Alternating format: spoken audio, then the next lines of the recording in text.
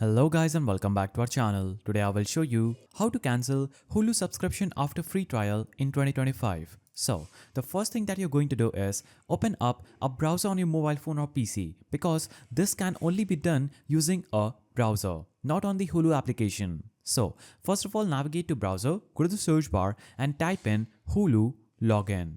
Now hit enter and click on the link that says Hulu login. It is going to show you this page. Here you'll have to simply click on the three-line icon at the top and click on login. Now this is going to take you to another page where you'll have to basically log in using your user credentials. After you log in, you'll be on Hulu's dashboard. So after logging into Hulu's dashboard on your browser, you'll have to simply click on your profile icon at the top right side of the screen. That is this small icon, not on the three-lined icon, but the icon in circle. Now, when you click on this icon, it is going to show you this page that says manage your account. Here you will see different kind of upcoming charges, payment information, billing history, and different information. Now, simply scroll down at the bottom of this page and click on the option that says cancel your subscription. So click on cancel button just after cancel your subscription and it is going to show you your subscription, and it is also going to offer you some better deals to make sure you stay on the app.